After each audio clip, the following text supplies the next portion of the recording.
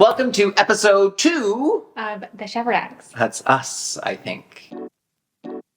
Today, what are we talking about, Allie, baby? We are talking about our newest old home, which is in Georgetown. Yep. And if you saw the first episode, we have a lot of work to do. Mm-hmm. And today we're going to show you a little bit of the architectural drawings and plans. We want to take you through how we created the floor plan. So on this column, we have our original sketches, which are actually done by hand. Mm-hmm. And on this column, we have our very detailed architectural drawings, which are planned and approved. And so much goes into this. How long do you think this took us?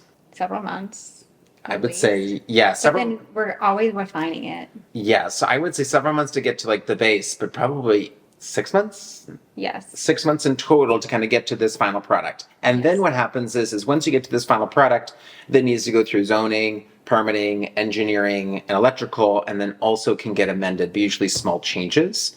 And so we're going to talk all of that through with you guys today so you can understand if you want to do a big project like this, how do you do it? And you're going to come along with us. Okay, so you guys are going to first see our first floor plan. So what's really crazy is this house, as you know, is not as wide as this house we're in today. If you guys watch episode 3, which is right after this, you guys will be able to tour this house and see the before and after of what we did. Our current home, I think it's 20 feet wide here. Mm-hmm. 20 feet wide. And our new home is only 17 and a half feet wide. Which is more standard. And I know it depends on so where you crazy live. Though, yeah. Like my mom was really surprised. She was like, "Oh, that's too Shocked. narrow." Yes, but your parents are in... They're in New England and Massachusetts and Maine and... have a half an acre of land.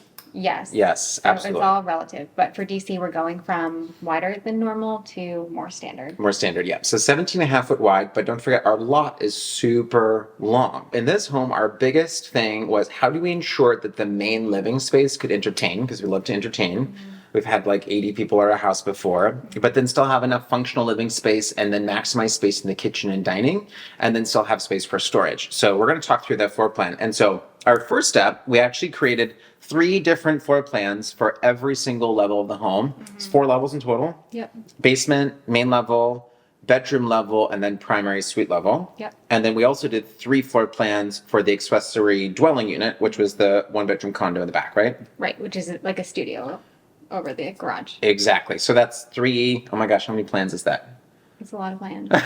It's a lot You of do plans. the math. Leave it in the comments. How many floor plans is that? So down here, we have our 3 different plans. And I think what's really important was the utilization of space and time to think about it. And so what we did is we actually sketched out ourselves 3 different plans. And then I gave them to Allie. I feel like you really are great at taking a look at what I create and telling me what could be better at it. It's your forte. Thank you. Well, Jason works in real estate day in and day out and looks at a lot of plans with a lot of different clients and is able to talk through what people's goals and objectives are. And then we have the experience of hosting a lot. And I think a lot about the flow of events, not just really large events, but also intimate dinners and intimate gatherings. Things I would just never think about. You would think about them, but we talk through them together. Yeah. And we also, I would say 2020 and post 2020 was a time where it became more in vogue to compartmentalize living spaces and put up walls, and we never really jumped on that trend.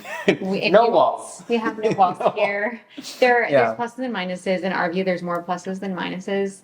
Yeah. Even though I love a colonial home that has lots of different spaces to it, I think for us in Georgetown and also here on the Hill, it's made sense to keep things really open. Now, the challenge with open floor plans, you guys think about a huge rectangle, is where do you put closets and half bathrooms? So in this home, you guys can see it right here, the half bathrooms are often tucked below the stairs, which can be a little awkward. And then where's the entrance closet space and what does that look like? So our 3 floor plans, which you guys can see, started with kind of a more open concept piece with an island in the center. Yes. We really debated if that was going to work or not, but the reason why we chose to not do that is we wanted to kind of anchor the home with a kitchen in the back. I've always felt like a kitchen needed to be in the back of the house. Yes. Hesitation? I agree, but I was also thinking, so a lot of our inspiration comes from going to other homes. So yeah, we tour a lot of houses. We tour tons of houses. Sometimes so many that you don't want to come.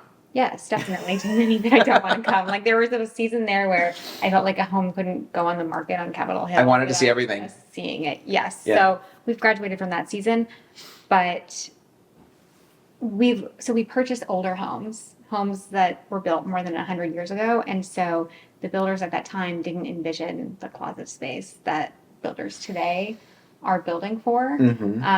And also kitchens are different. We don't have service staff that are in the kitchen. We want We'll our explain kitchens to that. have, So back in DC, back in the day, there used to be these tiny stairwells that were maybe this wide, like 2.5 feet wide. It would Yes. go down and was just for service members with a little basement kitchen to bring food back up. This is like way back in the day, over 100+ years ago. Mm-hmm. So we had to deal with these nuances, but we started with the kitchen in the center, and then we said, okay, we don't know if that's going to work. Then we tried a kitchen in the center with a full peninsula instead of having an island smack dab in the middle. And then I think our final revision was this one here. I was really drawn to this, having the dining room adjacent to the kitchen to make Yeah. it easy for serving and for clearing. And especially if you have an open floor space, it can be very disruptive to be clearing dishes because your guests can see you. There's things you can do to make it more discreet, but Yeah. it can be very disruptive. I have always felt that the kitchen's the heart of the home. Mm-hmm. And that people gravitate to the kitchen. And then often if there's like the awkward, I'm not quite sure what I'm doing, new people hosting, it's like nice to be in the kitchen doing something with someone, pouring wine, getting food, helping the host. So that's like, if you need something to not be awkward, you've got something to do. And so I just felt the kitchen had to be in the back. In addition to that, we dine so much, and our dining table is huge. We're going to show you guys that in episode 2. You can see it in my back corner here. But it can sit 12 people, sometimes more. If you're asking Allie, she'll cram. How many people you crammed in there? 14 people? Easily. Okay. Yes. Easily. Next weekend. Yeah, and then our main entrance is really tight. So we wanted to push the people back. So when you're entertaining, we're back? Yes, push them back. If you're going to enter the home, we want them in the back of the house so they don't Yes. congregate near the front. Yes, yes. And you also want to create vignettes, like little moments. 100%. And then the deck is off the back. So, it's kind of nice to have your food entertaining space with our deck so we can kind of connect those worlds together. And then that allows us to make a formal kitchen prep entertaining space with an island in the center. Yep. Formal dining space, entrance closet, and then maximize the family room space, which is already really tight. Right. In case you want to host events, chill, or have people over. Yes. And also, I think of lighting as like the jewelry of the home. So I am really excited about the lighting over the dining room. And We'll tell you about our lighting budget, which is already not on budget. they were your selections to begin I was with, actually. We're already $10,000 over our lighting budget, so we'll get into that. Yeah, we really like our house lighting, and we have learned from experience that you should not try to buy replica in China. No, that's a fun story for another day. Yeah. So this was revision 1. So once we kind of got through this revision, we then sketched it out and measured it. So we go walk the house, Yep. literally measure all the walls. So you have a good idea of furniture sizing, and then we very quickly realized that the space was tight and that we needed to maximize storage. And so that's where the built-in idea came in that you had.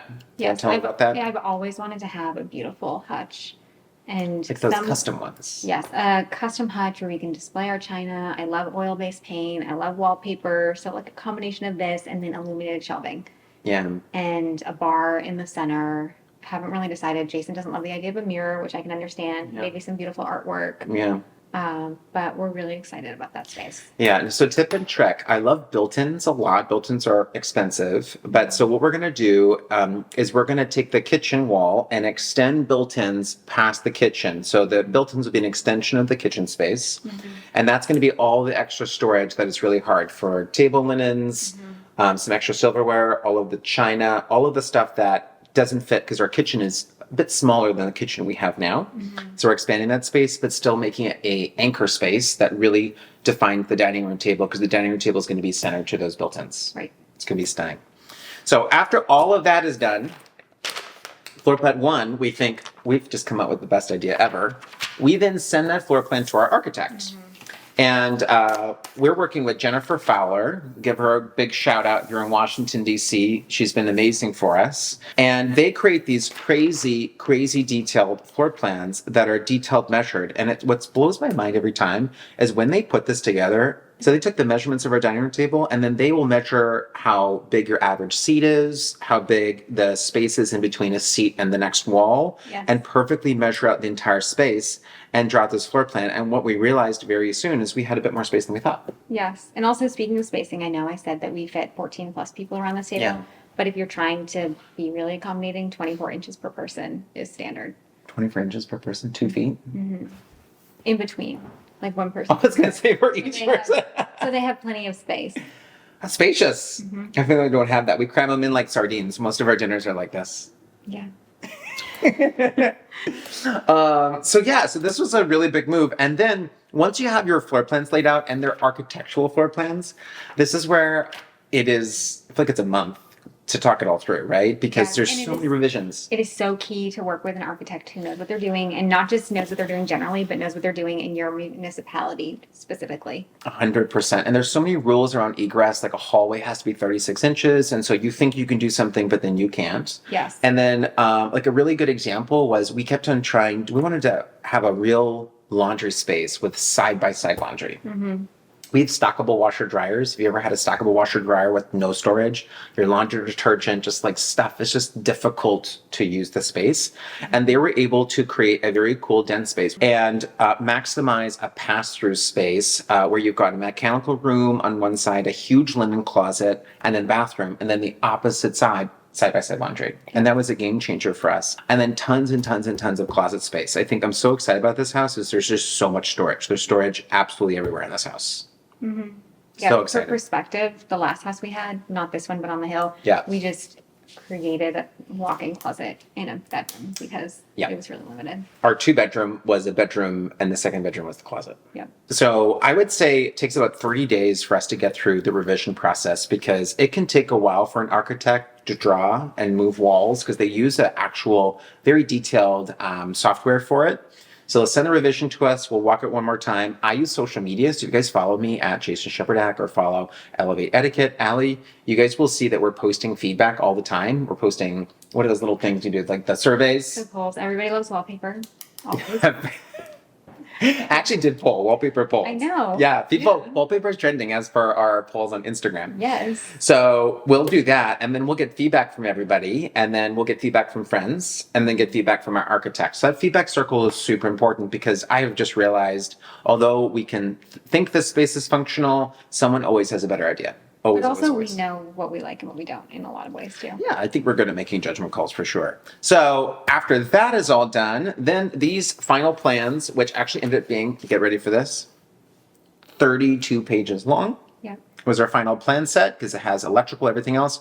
We send that out for final approval. And with that final set are like the final details too, which is, believe it or not, when you're doing a floor plan of this scope, you have to pick where every single light goes. Mm-hmm. So recessed lighting, how many lights do you want? And Jason's always done that. Yeah, interior, exterior.